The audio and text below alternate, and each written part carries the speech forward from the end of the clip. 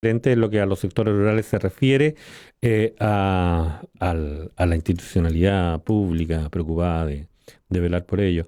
Y por supuesto el acceso a la justicia no es un tema menor. En estos días, a propósito de que todos los procedimientos se vuelcan sobre sistemas remotos que son administrados por el mercado y nosotros sabemos las discriminaciones que el mercado puede acarrear y cuando se trata del ejercicio de un derecho tan crítico como el acceso a la justicia, por supuesto que estamos preocupados.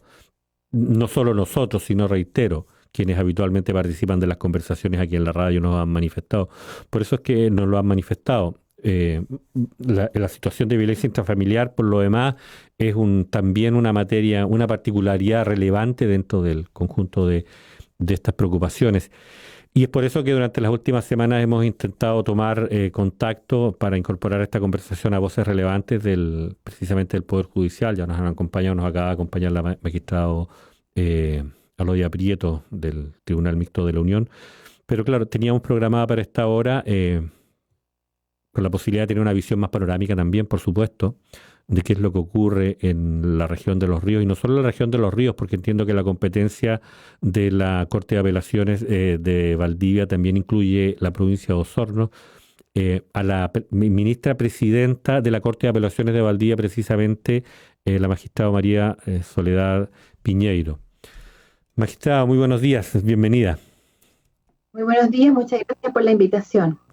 Tenemos harto que conversar, tenemos hartas preocupaciones nosotros. Yo le quiero presentar e invitar a participar de esta conversación precisamente para que la inicie a Víctor Godoy. Víctor Godoy es periodista de la Dirección de Vinculación con el Medio de la Universidad Austral de Chile y por supuesto conductor permanente de los espacios de Radio Watch. Víctor. Hola, sí, buenos días. Bueno, un gusto establecer este contacto y a ver si podemos dar continuidad a una conversación que ya teníamos hace un ratito, que es esto básicamente de la denegación de justicia en Chile. Esto ha sido denunciado fuera del país incluso. De hecho, estaba viendo la Corte Interamericana de Derechos Humanos cómo se le agolpan casos de Chile. Entonces hay una cuestión que está en la comunicación social y vamos entrando por allí, que está, yo diría, muy, muy presente en la discusión más bien habitual de la calle, qué sé yo, cuando uno conversa de estas cosas, en general las ONG o la gente que está más vinculada a los temas de la, de la denegación de justicia, como decía, plantea que Chile es un caso especialmente complejo, que se ha mejorado obviamente en las últimas décadas a propósito de las reformas que se han establecido en términos de la justicia, pero que eso no ha significado que necesariamente Chile sea un país ejemplar en términos de resguardar los derechos de las personas.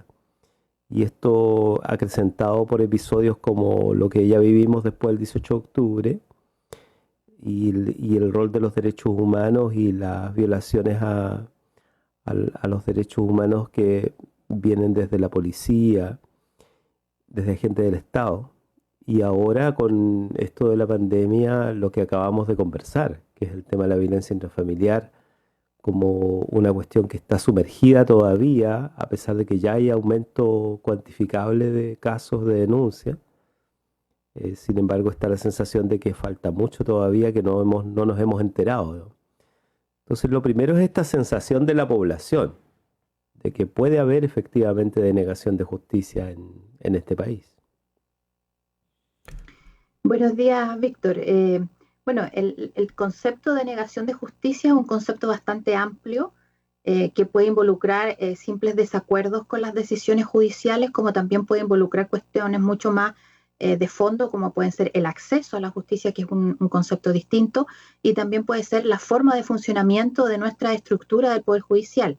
Y coincido con usted que de alguna manera es indispensable la reestructuración del Poder Judicial y de muchas de nuestras situaciones de procedimientos, aunque hemos avanzado, como también lo señala, en relación, por ejemplo, a los procesos penales, a los procesos de familia, a los procesos laborales, en donde las audiencias públicas no solo aportan transparencia en el procedimiento, sino que también una mejor forma de ejercer los derechos. En eso coincido absolutamente con que hemos avanzado y también con que nos falta mucho por avanzar. Ahora bien, en este contexto de pandemia, en donde nos hemos sorprendido con una situación que no habíamos vivido antes, Obviamente que han surgido varias situaciones que hemos tenido que abordar de alguna manera un poco improvisada. La primera de ellos es cómo funcionamos, cómo seguimos funcionando como tribunales. Y a la fecha hemos hecho muchísimos esfuerzos para seguir funcionando como tribunales. Hemos tenido que en una primera etapa, sin duda, abocarnos a las cuestiones más urgentes, que tienen que ver, por ejemplo, con violencia intrafamiliar, como usted señala. Porque no es posible en estas condiciones abordar todas las materias con la misma intensidad y con la misma protección de derechos que se abordan con trabajo presencial. Y aquí nos enfrentamos a una dificultad no menor, que es equilibrar el ejercicio de derechos con otro de los derechos importantes, que es el derecho a la salud y a la vida. Como nosotros procuramos que estas audiencias y que este avance en los procedimientos se realice, pero con resguardo de la salud de todos aquellos que están interesados e involucrados en cada uno de los procedimientos. Tenemos dificultades tecnológicas, al principio dificultades tecnológicas dentro del mismo Poder Judicial, en el sentido de que no todos los funcionarios y jueces estaban habilitados en conexiones tecnológicas. Luego tenemos el problema tecnológico de los intervinientes en materias de familia, por ejemplo, violencia intrafamiliar. No necesariamente los intervinientes tienen acceso a medios tecnológicos o no tienen la posibilidad de usarlo, en el sentido que no tienen las habilidades.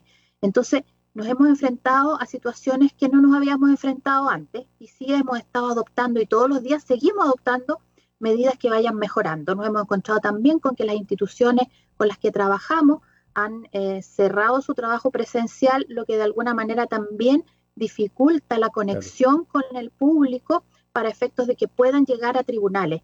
Y mucho de ese trabajo que hacen esas instituciones lo está haciendo directamente el tribunal, lo que significa una recarga de trabajo. Nuevamente, importa el desplazar algunas cuestiones que hemos tenido que discriminar y decir, estas no son tan urgentes, y dedicarnos, porque tenemos el mismo tiempo, a las cuestiones más urgentes, en donde tenemos que realizar trabajo que antes no realizábamos.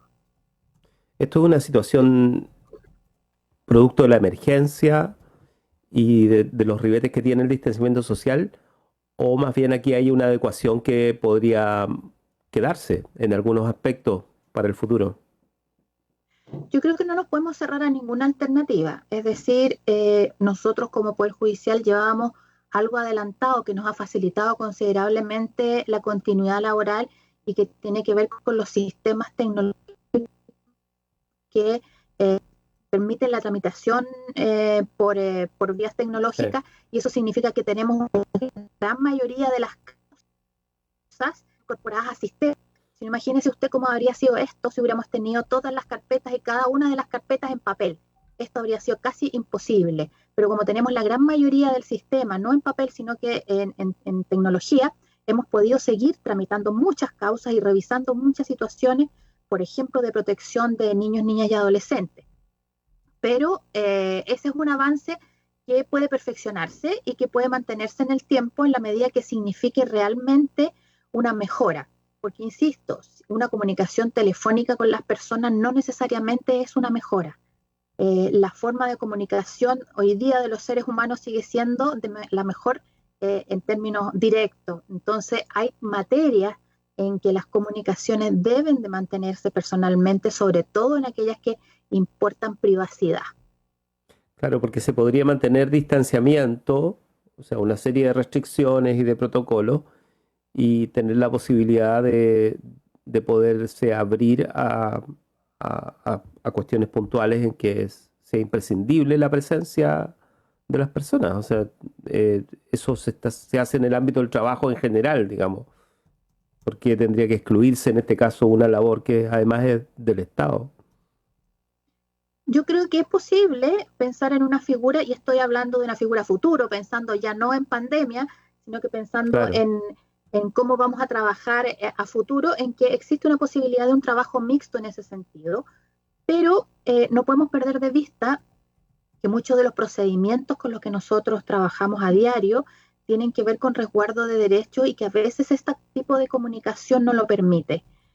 Por ejemplo, la realización de juicios orales en donde se presentan testigos o peritos es una dificultad, porque nosotros no sabemos si ese testigo o ese perito está siendo, por ejemplo, direccionado por un tercero que no se ve en cámara.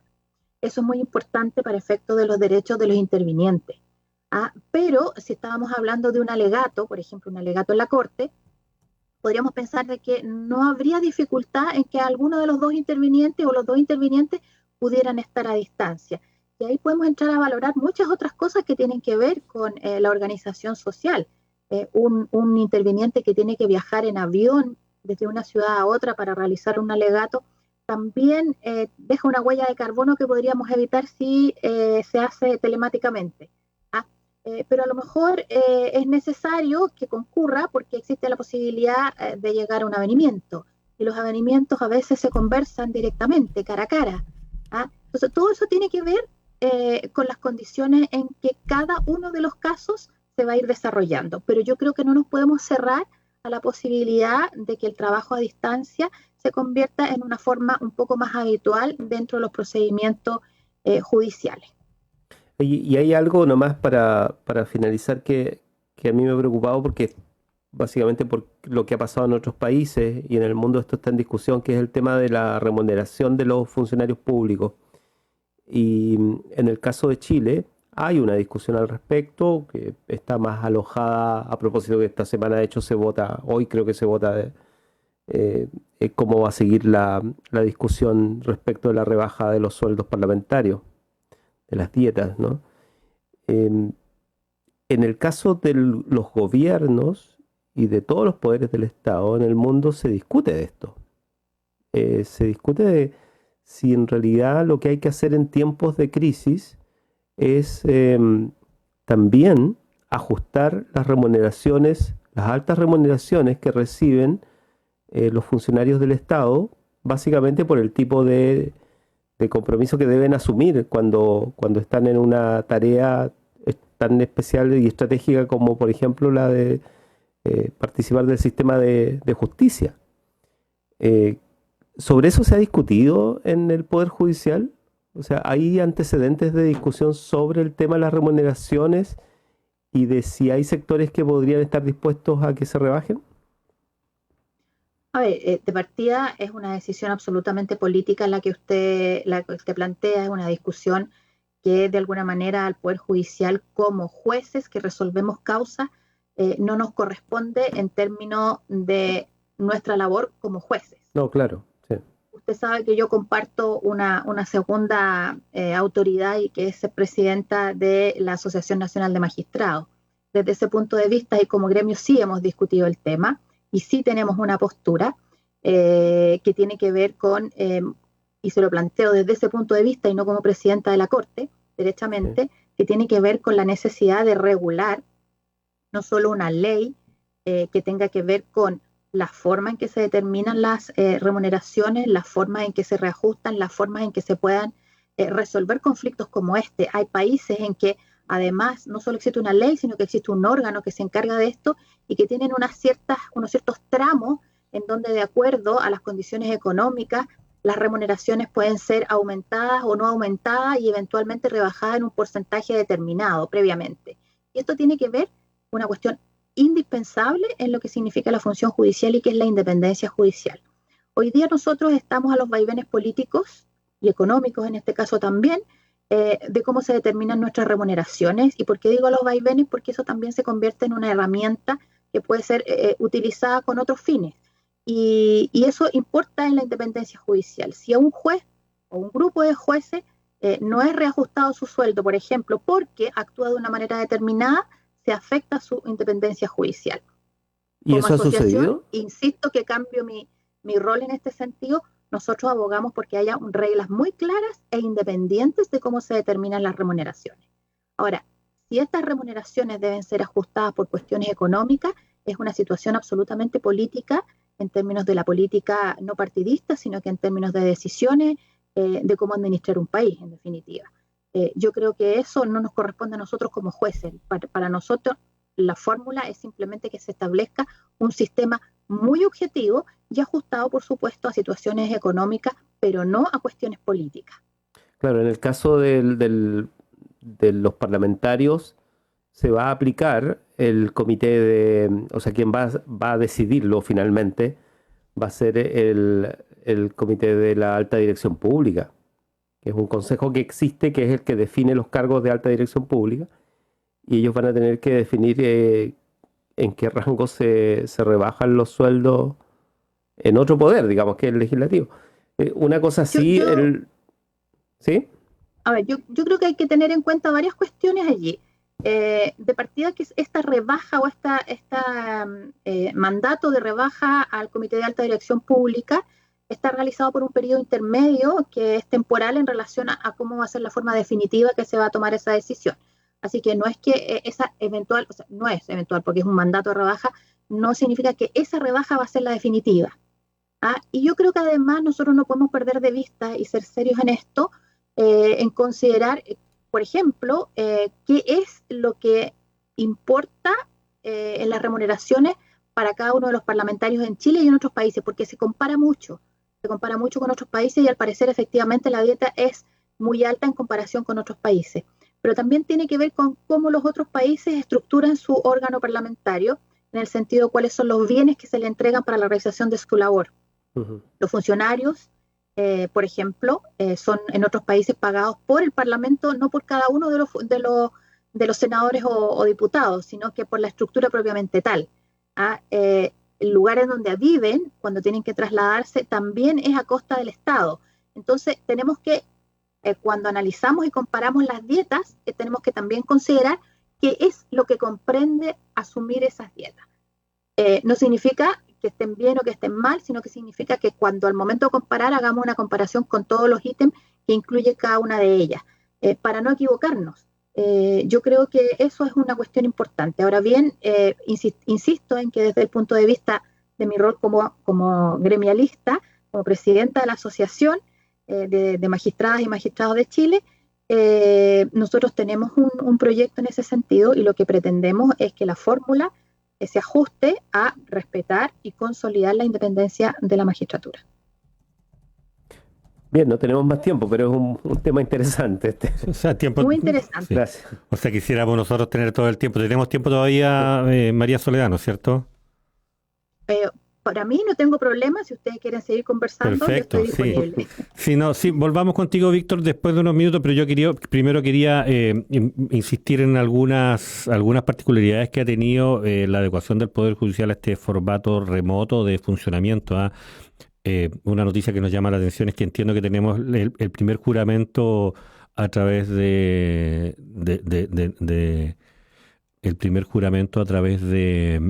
sistemas remotos en la Corte Suprema. No sé qué noticia nos puede dar al respecto. Es una noticia bastante bonita, por así decirlo. Uh-huh. El primero que se hizo en nuestra Corte en Valdivia fue el 15 de mayo, que además coincidió con que es el Día del Juez y Jueza. Lo conmemoramos en Chile porque el 15 de mayo de 1818 se nombraron a los primeros jueces de la República por Bernardo Higgins.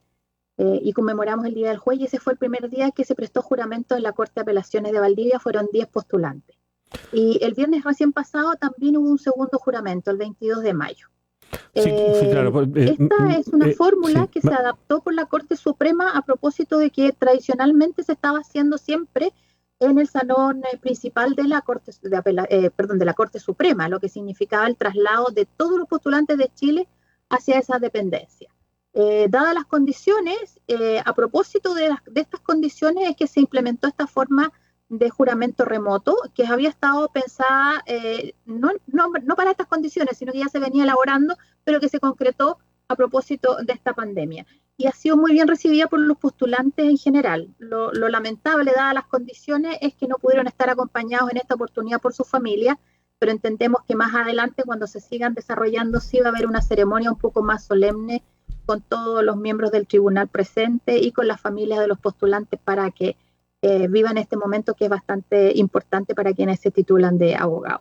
Sí, yo quería destacar, subrayar lo que usted me comenta, magistrado. Yo estaba destacando el que se había realizado por medios remotos, pero en realidad también está el contenido de que se hizo en la Corte de Apelaciones, digamos, en la instancia regional, como una medida de descentralización, que se estaba esperando. Se estaba así y se está haciendo en todas las cortes. En esa oportunidad fueron varias las cortes en que se recibieron juramentos, pero entiendo que ya se han realizado en todas las cortes de Chile. 10 nuevos abogados juraron entonces? El día 15, el día 22 de mayo no recuerdo la cifra exacta de cuántos fueron los que juraron en esta región. Mire, Pero el día 15, por ejemplo, juraron 196 en todo Chile. una medida de descentralización. ¿Qué otras cosas podemos esperar en materia de descentralización a propósito de lo que está ocurriendo con la pandemia? Todos dicen, mira, habían cosas que estábamos tramitando, que les estábamos sacando la vuelta, pero que sometidos a estas condiciones impuestas por la pandemia hemos tenido que apurar y resolver en semanas o en meses cosas que estábamos tramitando años, a veces décadas. ¿Qué otras novedades esperamos en el Poder Judicial? A ver, no sé específicamente a qué se refiere de proyectos que pudieran estar pendientes, pero hoy día lo que estamos haciendo Estoy es pensando en medidas de todo descentralización lo que, precisamente. todo lo que tengamos al alcance de la mano, ponerlo al servicio de realizar la mejor gestión posible. Nos hemos encontrado, como dije, con algunas dificultades incluso de posibilidad de conexión, lo que ha dificultado el desarrollo de las tareas habituales.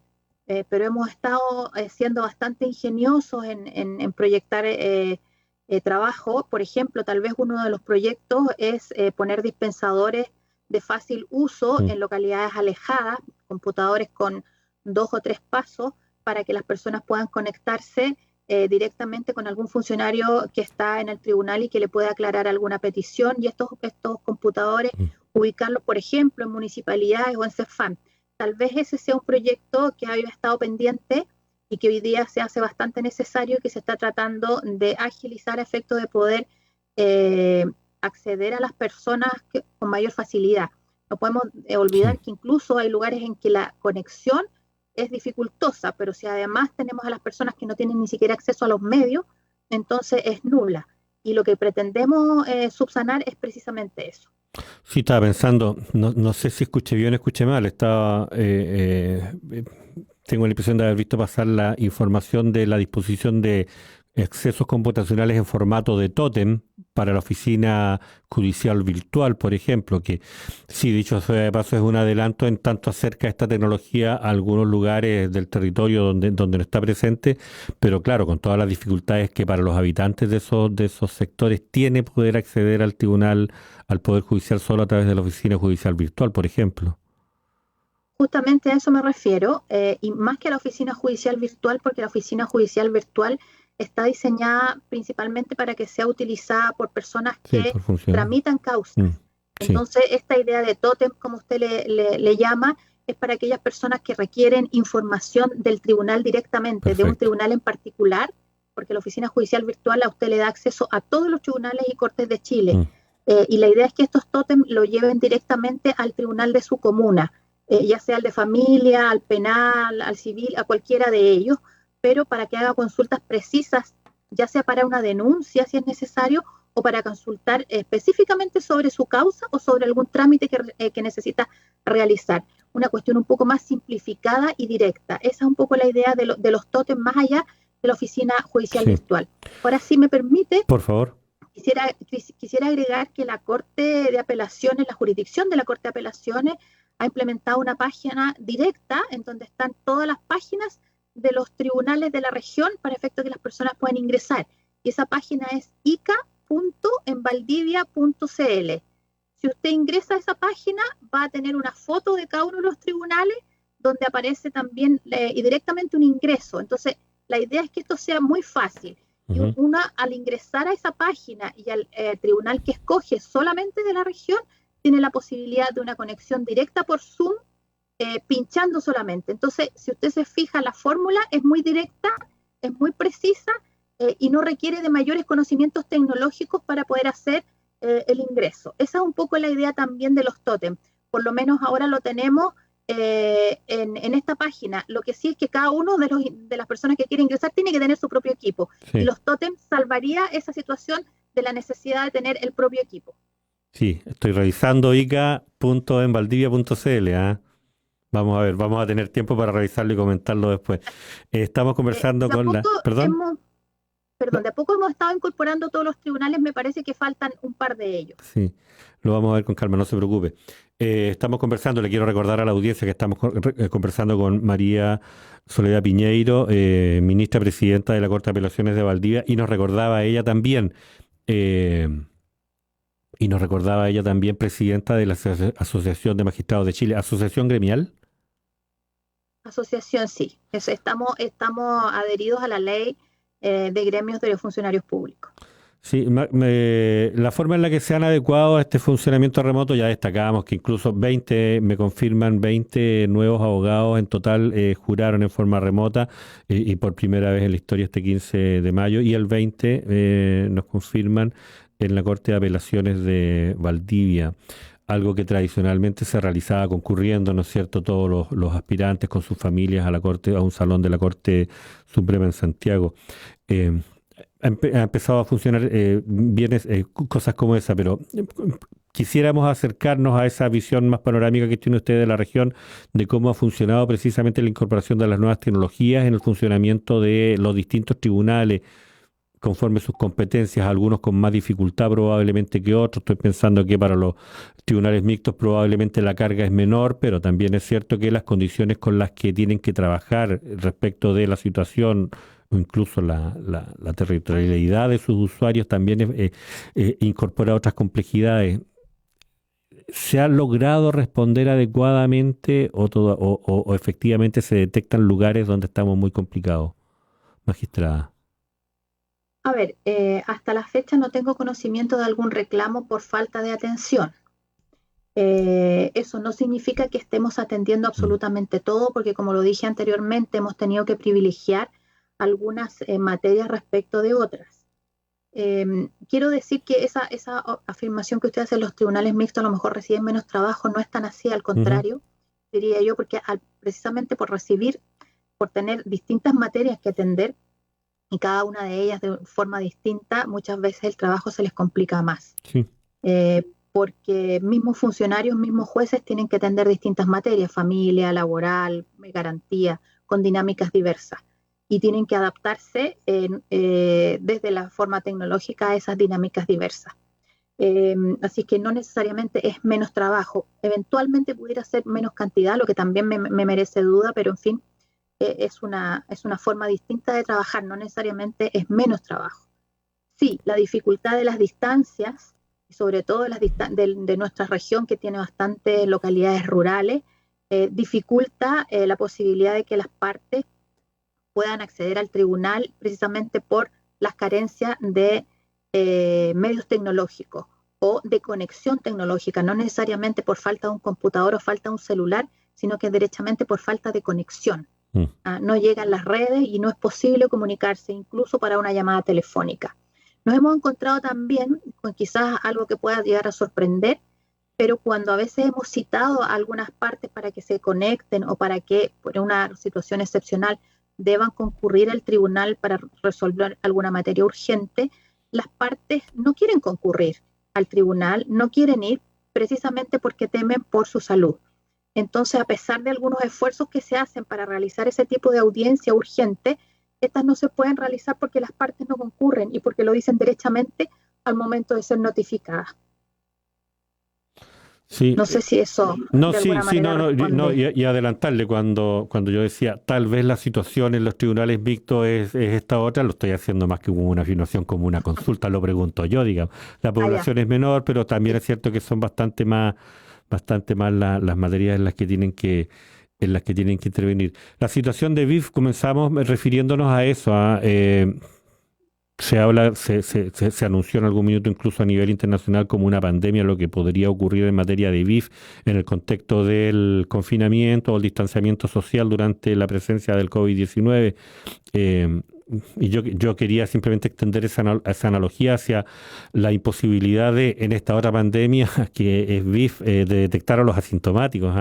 Conversábamos con la Seremi de la Mujer hace algunas semanas. Víctor también anunciaba algunas cifras que nos dicen que las consultas, las denuncias, la solicitud de ayuda que ellos han recibido durante por lo menos los primeros meses ha sido significativamente mayor, cosa que no ha tenido un correlato pues lo hemos consultado, lo conversábamos con la magistrada Pamela Lobo Hace algunos días lo hemos consultado con otros magistrados y nos dicen que no ha habido un aumento, por lo menos en lo que a familias se refiere, que probablemente en garantía la situación todavía se encuentra en manos de la, Fiscalía. de la Fiscalía, y la Fiscalía no ha... y no hemos logrado concretar una entrevista todavía con alguna fuente de la informada de la Fiscalía, entonces no podemos pronunciarnos, pero nos diera la impresión de que, lo voy a decir así, como que hubiera un taco en el sistema, y la verdad es que probablemente los contagiados de esta enfermedad, voy a insistir en la analogía que es el BIF, se están convirtiendo en asintomáticos, cosa que sería muy preocupante. No sé cuál es su opinión, y se lo pregunto, no sé si como presidenta de la Corte o como presidenta de la Asociación de Magistrados. Como presidente de la Corte le voy a responder al menos en esta parte. Por favor. Mire, yo creo que el tema de la violencia intrafamiliar y la violencia doméstica de género es un tema que siempre tiene una cifra negra.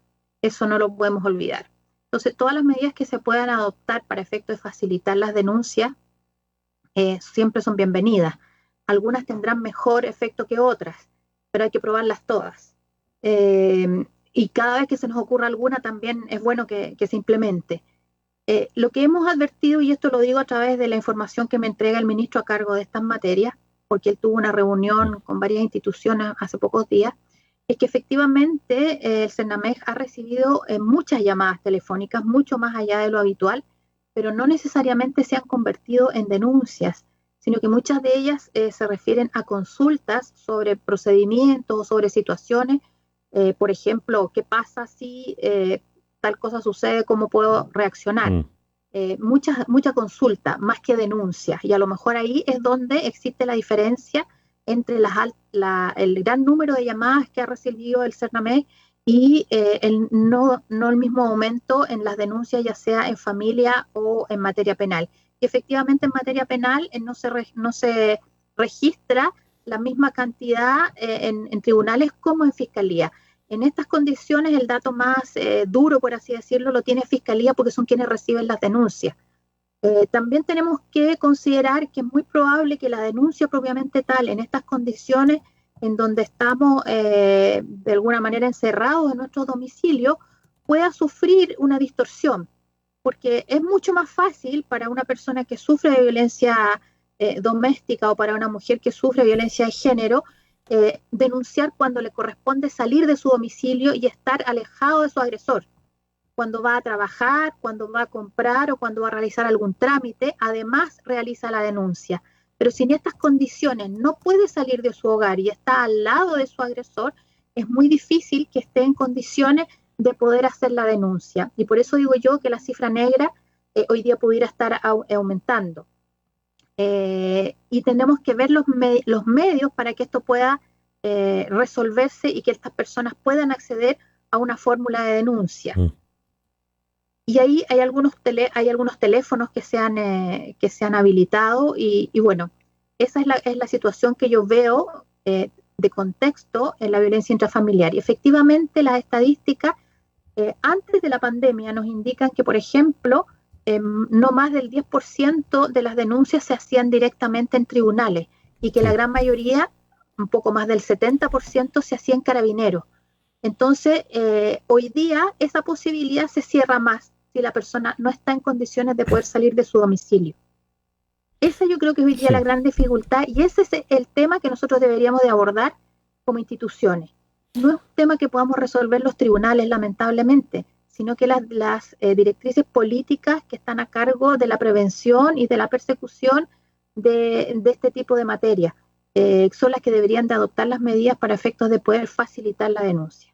Sí, bueno, pensaba en eso cuando me preguntaba si efectivamente podría existir la posibilidad de detectar un taco en algún lugar del sistema a propósito de Carabineros. Carabineros, por ejemplo, está por razones sanitarias implementando unos turnos extraordinarios que son relativamente prolongados, con reemplazos sucesivos de todo el personal.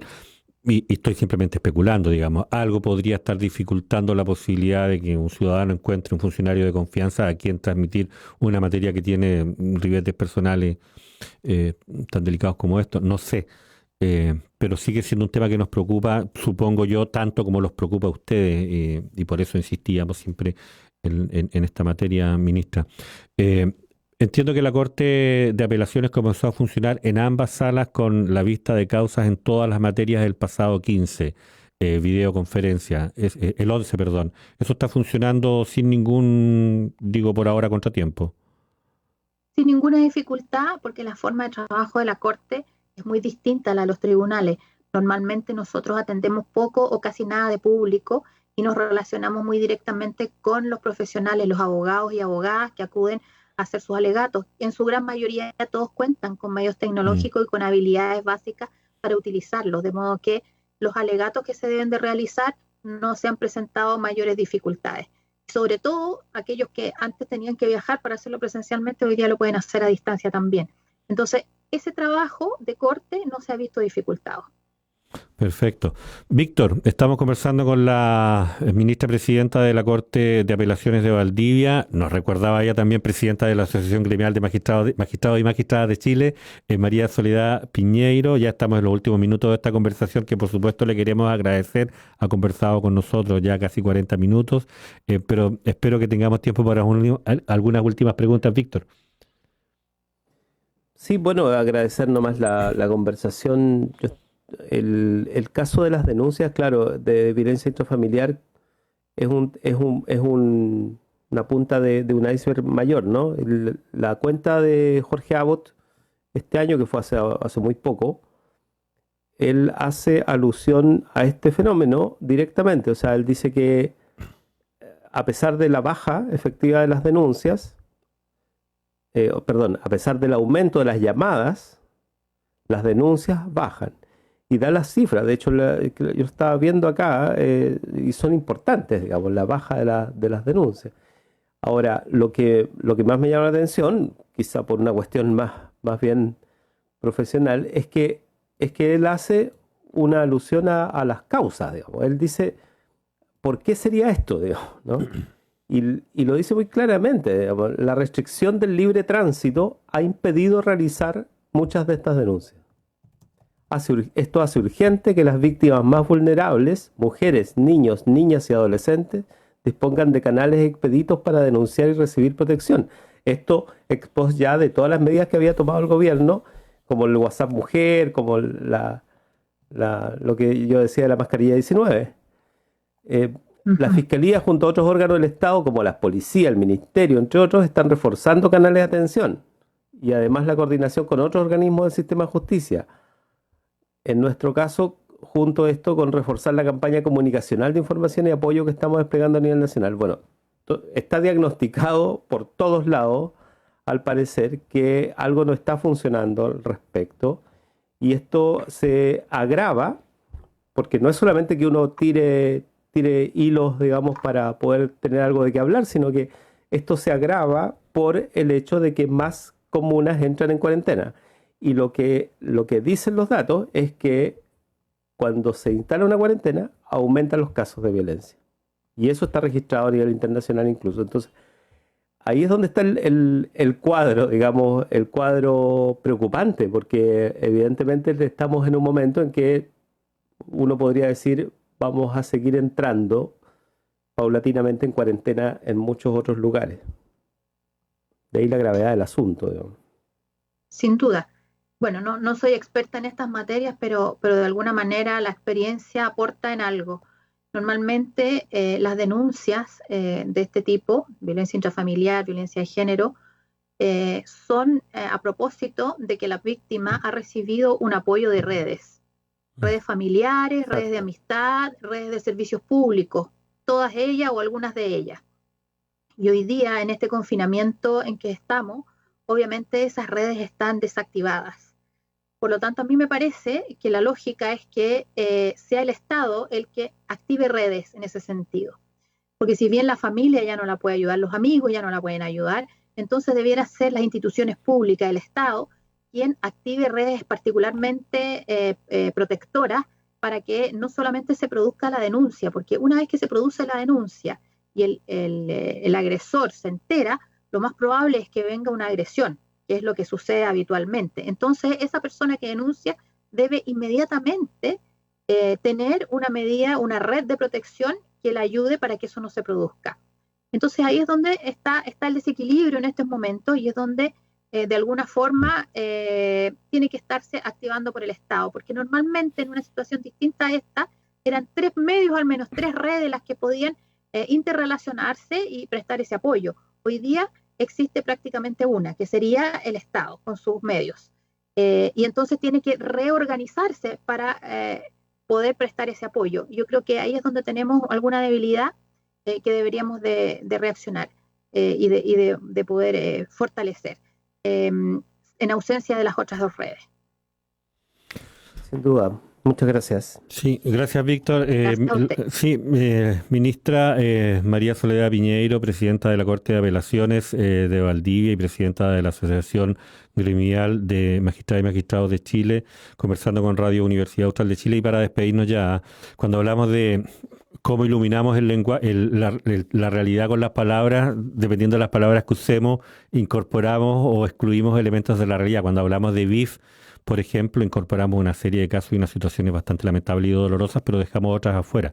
Pero si hablamos de, por ejemplo, violencia hacia la mujer o violencia de género, efectivamente, la situación de Elena Bustos, que nos ha golpeado a todos en la región durante los últimos días, aparece inmediatamente sobre nuestra agenda y sobre la preocupación de todos quienes participamos desde la opinión pública, desde la Administración de Justicia, desde los distintos lugares de los cuales somos convocados para construir una sociedad mejor, a ver efectivamente cómo podemos mejorar la forma en la que estamos trabajando para evitar ese tipo de situaciones.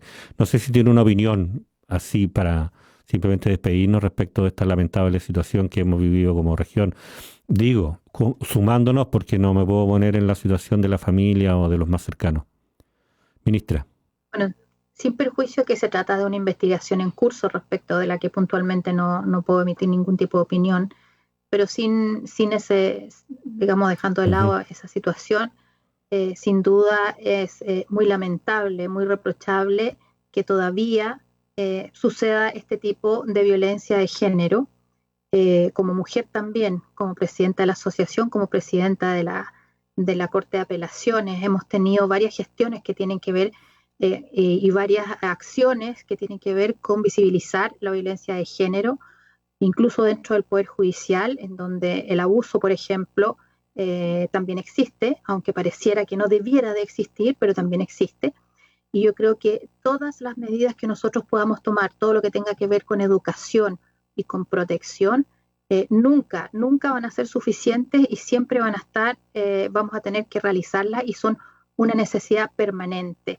Educar a nuestras hijas, educar a nuestros hijos, educarnos nosotros mismos sobre nuestro comportamiento, cambiar nuestra forma de ver la vida, cambiar nuestra forma de ver los roles que nos corresponden, asumir roles tanto de hombres como mujeres y no diferenciándolos precisamente por sexo.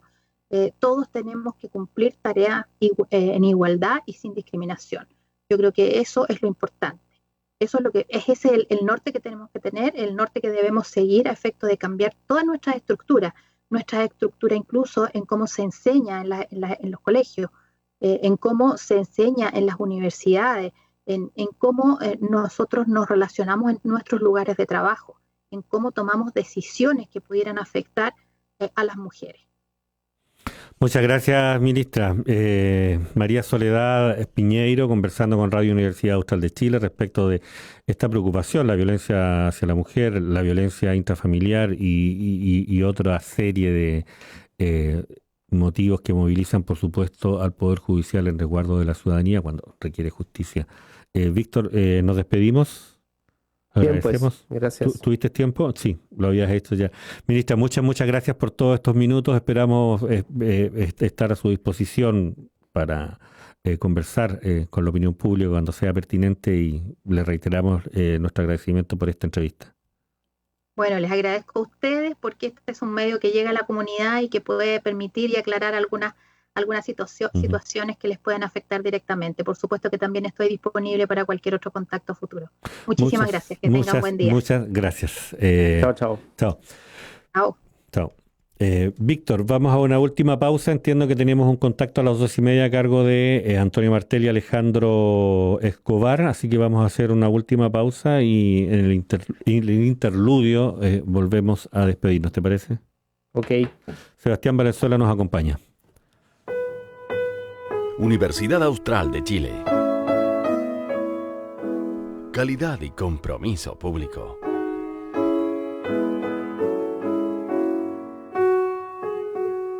Construyendo educación superior desde las comunidades del sur austral. Universidad Austral de Chile, institución regional al servicio de la sociedad desde 1954. En Valdivia, Osorno, Puerto Montt y Coyhaique. Universidad Austral de Chile, calidad y compromiso público. Más información en www.uach.cl.